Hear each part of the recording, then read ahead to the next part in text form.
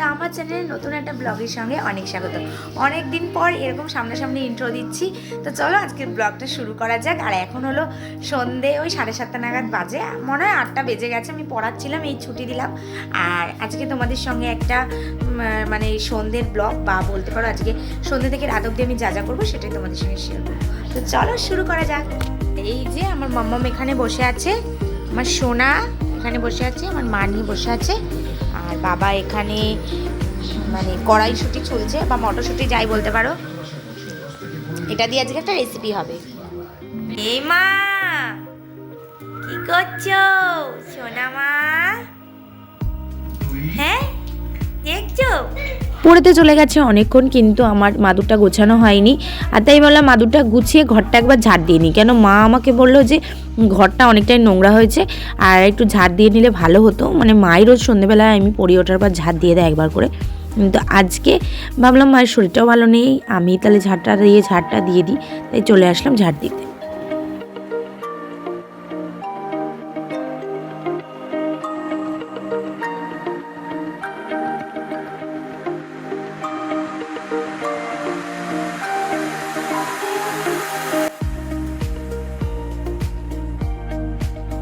আর এখন তো আমি মার কাছে আছি, আর মার কাছে থাকলে তো বুঝতেই পারছো একটা অন্যরকম আদর।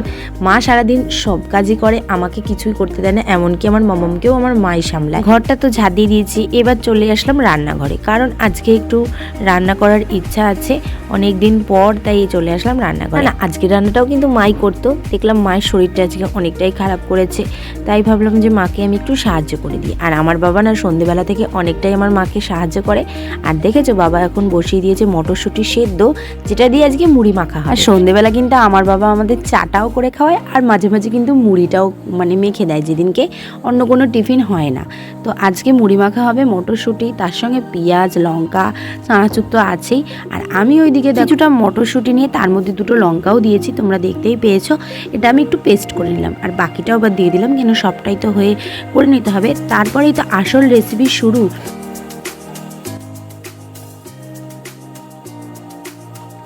আমার কিন্তু মটরশুঁটিটা পেস্ট করে রাখা হয়ে গেছে, আর বাবার এদিকে সেদ্ধ করাও হয়ে গেছে, দেখতে পেলে ছেঁকে নিল মটরশুঁটিটা। এবার মুড়ির মধ্যে দিয়ে দেবে, আর তারপরে ওটাকে ভালো করে মাখবে। আর মটরশুঁটি সেদ্ধ খেতে তো আমার খুবই ভালো লাগে।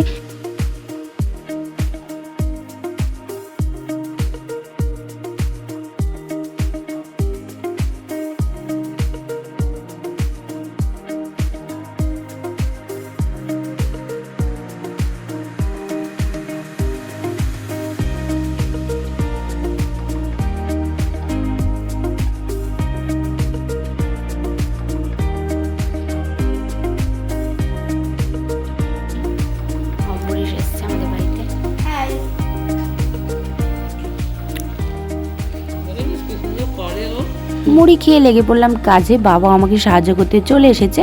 দেখো আমাকে চিকেনটা বাবা ধুয়ে দিচ্ছে, আর আমি চলে আসলাম রান্না করতে। তো আজকে রান্না হবে হলো মটরশুঁটির কচুরি বা কড়াইশুঁটির কচুরি, আর তার সঙ্গে চিকেন কষা, যার মধ্যে আমি করব চিকেনটা, আর তার সঙ্গে এখন আমি পুরটা করতে বসিয়ে দিলাম। এইবার শীতে মটরশুঁটির কচুরি তোমরা কারা কারা খেয়েছো আমাকে কিন্তু কমেন্ট বক্সে জানিয়ে যে। কড়াইশুঁটির কচুরি খেতে তো সবারই ভালো লাগে, আর আমার তো খুবই ভালো লাগে। আর এবার শীতে এটা হলো আমাদের ফার্স্ট টাইম। কড়াইশুঁটি তো কবে থেকেই বাড়িতে আনা হচ্ছে, কিন্তু কচুরি আর করা হয়নি, কারণ জানোই তো এইসব জিনিস খুব একটা বেশি খাওয়াও ভালো না, মানে মাঝে মধ্যেই। তাই ভাবলাম একবার তো করা যেতেই পারে। ওদিকে আমি পুরটা নামিয়ে ঠান্ডা হওয়ার জন্য রেখে দিলাম, আর এখন চলে এসেছি মাংস করতে। মাংসর আলুগুলোকে আমি ভেজে নিলাম, আর আলু প্রথমে ভাবছিলাম দেবো না, তারপরে ভাবলাম যে মিস্টার মল্লিক আসছে, ওর আবার আলু ছাড়া না হয় না, তাই ভাবলাম আলু দিয়ে মাংসটা করা যাক। আমার আবার আলু ছাড়া কষা কষা মাংস খেতে বেশি ভালো লাগে। আলু ভাজা তো ওইদিকে হচ্ছে, আমি এবার লেগে পড়েছি অন্য একটা কাজে। মাম্মা ওইদিকে উঠে গেছে আর কান্নাকাটি শুরু করেছে।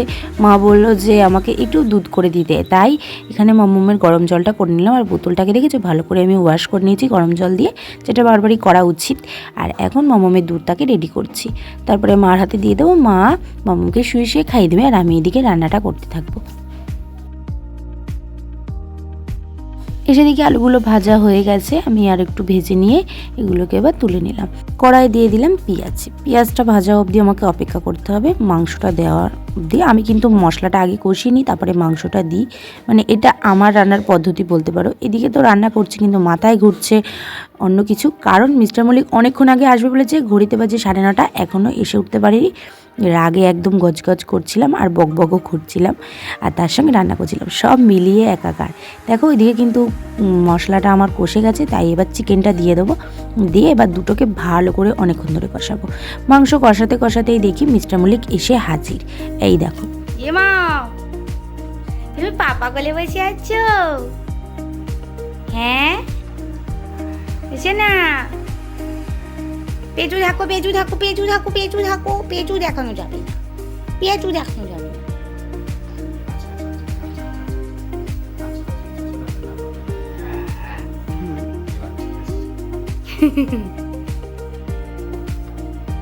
ও আসার সময় গরম গরম রসগোল্লা নিয়ে এসছে, আর আমাদের ওইখানে একটা দোকান আছে যেখানে গরম রসগোল্লাটা আমি না খুবই পছন্দ করি, তাই ও আসলেই আমার জন্য গরম রসগোল্লা নিয়ে আসে। আমি কিন্তু রসগোল্লা খুব একটা পছন্দ করি না, কিন্তু এই শীতকালে যে গুড়ের রসগোল্লা এটাই আমার একটু ভালো লাগে। এবার যদি বেশিক্ষণ রেখে দিই তাহলে রসগোল্লাটা ঠান্ডা হয়ে যাবে, আর আমার তো গরম গরম খেতেই ভালো লাগে, তাই সবার জন্য দেখো আমি সার্ভ করে নিলাম, যে সবার একসঙ্গে মিলে রসগোল্লাটা খাবো। এদিকে মা আর বাবাকেও দিয়ে দিলাম, আর আমাকে মা বারবার বলছে আগে তুই গিয়ে সঞ্জীবকে দিয়ে আয়, তো আমি আগে দেখো ওকে দিতে এসেছি। ই বাবা কি করেছিস?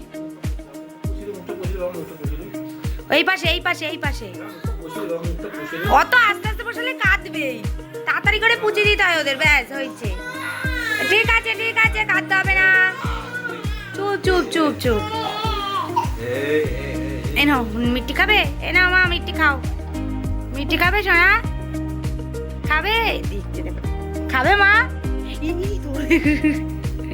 এ নাও এ নাও এ নাও এ নাও, না মা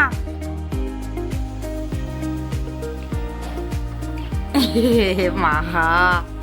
এদিকে তো দেখতেই পেলে বাবা মেয়ে এখন ব্যস্ত দুজন মিলে, তাই ওদের আর ডিস্টার্ব করলাম না, চলে আসলাম এইদিকে। এসে দেখি মা আর বাবা দুজন মিলে লেচির মধ্যে পুর ভরছে, মানে যে আমি পুরটা করে রেখেছিলাম সেটা। যাই হোক, আমার কাজটা এখন মা বাবা করে দেবে।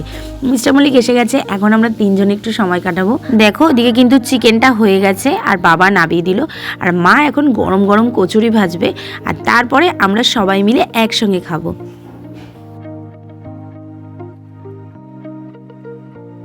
সবই তো আমি করতে পারি, কিন্তু এই যে কচুরি বেলা আর ভাজা এই দুটো একদমই পারি না। বেলতে তো আমি একদমই পারি না, আর ভাজতেও আমার খুব ভয় লাগে, তেলের মধ্যে দিলেই মানে কি হাতে যদি ছিটে আসে, মানে এটাই আমার মাথার মধ্যে ঘোরে। ওর জন্য আমি না বেলা আর ভাজা এই দুটোই একদমই করতে পারি না, যেটা আমাকে মার কাছ দিয়ে শিখে নিতে হবে।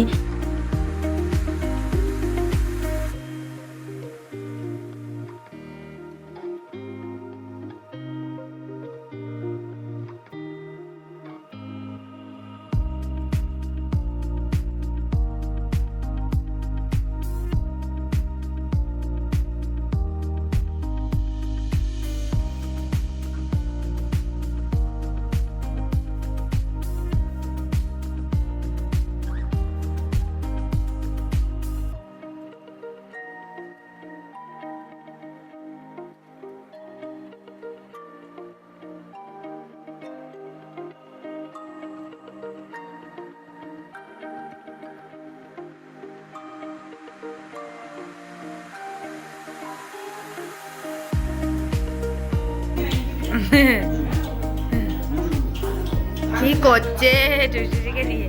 ব্যাস রেডি আমাদের কড়াইশুঁটির কচুরি, আর তার সঙ্গে চিকেন কষা।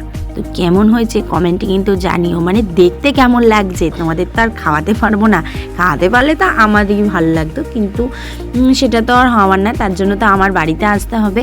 আর দেখো আমি কিন্তু আজকে এই মাংসটা রান্না করেছি একদম ঝাল কম দিয়ে, কারণ মিস্টার মল্লিক কিন্তু ঝাল একদম খেতে পারে না, ওর জন্যই আমি একটু কম ঝাল দিয়েই রান্না করি, যেটা আমার আবার এই বাড়িতে চলে না। এই বাড়িতে এবার একটু ঝাল ঝাল পছন্দ করে, মানে ওই বাড়ির এই বাড়ি পুরো উল্টো বলতে পারো।